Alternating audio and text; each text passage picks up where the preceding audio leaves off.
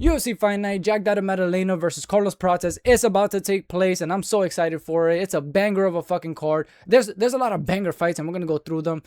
Give you my predictions, starting with the prelims, ending with the main card. But before we get to that, these last 2 weeks we absolutely smashed it, man. Last week, well, 2 weeks ago, we did a 91%, prediction rate. Last weekend, if you put $100 on every single pick that I said, then you would have been $800 in profit.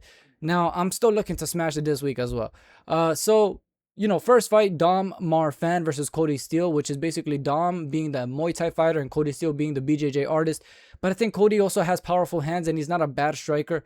Dom is definitely a bit better in the striking realm, but he hasn't shown me anything impressive. He doesn't have heavy pop in his shots. And even in his last fight against Kim, Kim was landing good shots, kind of controlling him, and I just see Cody being able to do the exact same thing, and in a better fashion because he also hits harder, and he's also stronger. So give me Cody Steele. Next fight, we're going Jonathan Mikhailov versus Themba Gorimbo. I don't think Gorimbo is dangerous, though that dangerous. He's semi-dangerous. Of course, if it goes to the ground, he still has those submission games, but Jonathan is too strong and he's too good on the ground, and I don't think Themba's going to be able to get him to the ground. I don't think that he's going to be able to submit him, and I don't think he has any power in his shots to be able to scare Jonathan, to be honest. I think Jonathan's a bit better overall. I mean, I would say stay away from it, but if anything, yeah, Jonathan, why not? Like, Jonathan's is pretty fucking good. I definitely think good enough to beat Themba, but, Themba didn't look amazing in his, in 2 performances ago, but his last performance he didn't look bad, so I would say stay away from it. But yeah, I'm gonna go Jonathan. But next fight up the card, we have Ben Johnston over here, fucking WWE not unlocked character, you know what I'm saying? Versus Wes the Booty Man Schultz. This dude Wes Schultz is so booty, man. This dude is not good. I don't think he's good at all. Oh, his striking is so horrible. If he cannot get you to the ground, his striking is so abysmal. And I think Ben Johnston is just going to put it on Wes Schultz. So give me Ben Johnston. I don't see Wes Schultz winning this. I don't see him as dangerous anywhere. I don't see him on the feet. I don't see him on the ground. He's just not that good, man. He's not good.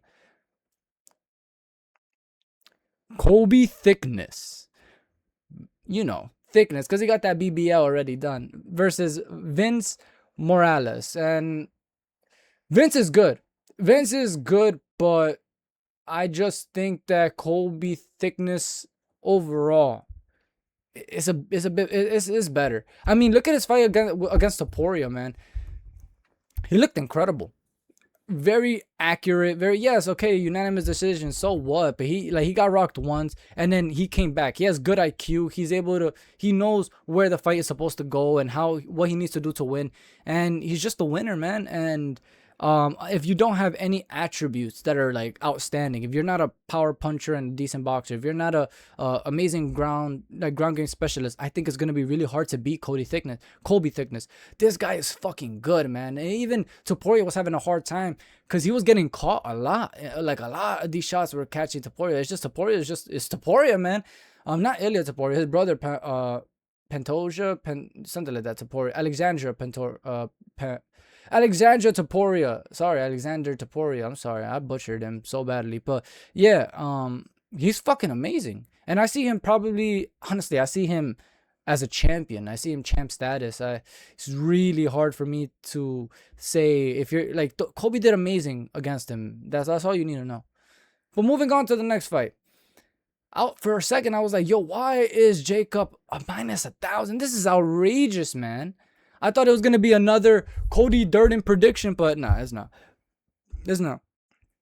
I'm going to go Jacob. I think Jeremy Mearshart is he's such on a decline and on his way out. He has 5, in my opinion, he should have been on a 5-fight losing streak. He just got lucky as fuck on the Edmund Shabazian fight, but he should be on a 5-fight losing streak, and I don't see him beating Jacob, man. Jacob's jab is really fucking good, and I see him jabbing the fuck out of Jeremy Mearshart. I don't know if he's gonna be able to get the finish. I think maybe, I don't know, but I just give me Jacob, man. This is the best he's definitely gonna win this fight. I don't see Mearshart doing anything at all.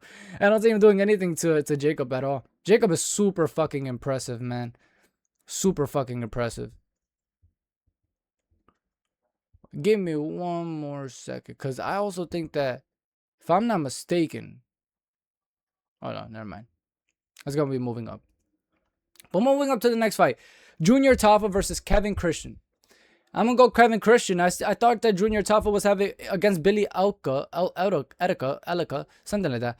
Against Billy, Junior Tafa was having issues with the jab, man. He was getting hurt by a jab, and Kevin Christian is a taller, rangy guy who sometimes he does use his range very well, man. And I see him using his range against Junior Tafa. I saw when Billy was actually starting to land those jabs, you know, the way he was supposed to.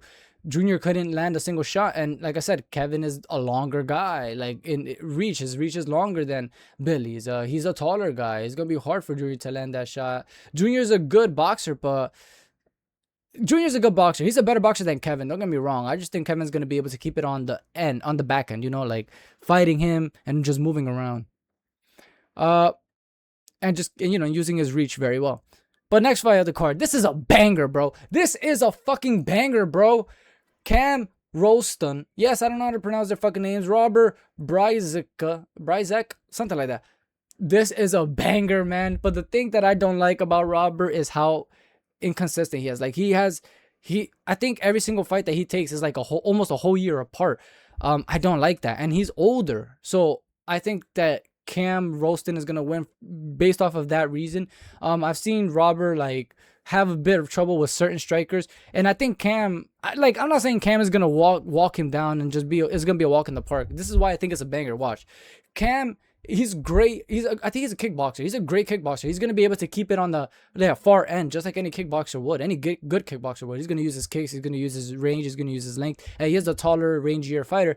It's just that Robert, if he pushes him to the fence and like is able to pressure Cameron enough and leave him against the fence, Robert is sick, bro. He got nasty power, and I don't know if Cam has a chin to deal with Robert's power. If Robert gets him on the back fence, I could see Robert knocking out Cam Roston. I could really see Robert knocking out Cam Roston. But I just don't think it's going to happen. I think Cam is going to be a bit too smart, a bit too technical. Just going to be moving around, not letting Robert hit him, clean and flush. And I think Cam is going to be able to hit Robert pretty clean. I don't think it's going to be a walk in the park, but we're going to see. Honestly, it could really go either way, but I'm going Cam. Taito Iwasa versus Louis Sutherland. Oh my gosh, bro. Don't even bet on this. If you're betting on this, you're a fucking degenerate, bro. Honestly, because this is insane to bet on. Taito Iwasa, who really hasn't looked amazing in his last couple fights. I mean, his last fight, he looked pretty good just based off of not being able to get submitted. And then towards the end of the round, he started putting it on, his opponent. But, man, that dude sucks, bro. And Louis Sutherland, he also sucks. But I think that no matter how much you suck, if you have good takedowns or decent takedowns, it's so hard for Ty to defend a takedown. I don't know why. He just never trains it or something. I'm gonna go Louis Sutherland just based off of that. I think he's gonna be able to eventually just get Ty to the ground, to be honest.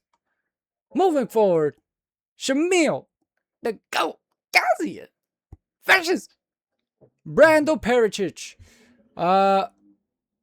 Yeah, I mean, I'm going to go Brando Pericic, man. I think that he's the better striker. I think that, look, we saw, yes, I know, Shamil, he's the GOAT. How can I go against the GOAT, man? But just listen to me. He got knocked out by Waldo Acosta, and Waldo Acosta is a great fighter. Don't get me wrong. He has good power. I mean, everyone in heavyweight has good power, enough to knock each other out. So, we throw that out we throw that to the fences. We don't give a fuck about power because everybody has insane power. Now, how is your striking? Waldo was kind of getting a little bit outboxed for a second and just landed 2 shots, and then Shamil gave up. He literally gave up, bro. It was so pathetic. And Brando, he's a dog, bro. He's gonna be fucking coming at you and trying to knock you the fuck out and getting you right out of there. And Brando's a fucking monster. He's a great striker. And I think also, I'm pretty sure he's a kickboxer too, which adds even more credibility to his striking. and I just don't see Shamil being able to get him on the ground either. This dude is strong as fuck, man. Yeah, I'm gonna go Brando Pericic. I think he's gonna get Shamil Gaziev out of there, man. Next fight of the card, Tim Elliott. I know, versus Tim, the old man Elliott, versus Steve Garcia. Steve Erceg, man. I'm ready for the Garcia fight. For that White House fight. But, moving forward, Tim Elliott versus Steve Erceg. I'm going to go with Erceg. I think that, yes, Tim Elliott had a great performance last fight. But Asakura was whooping his ass on the feet.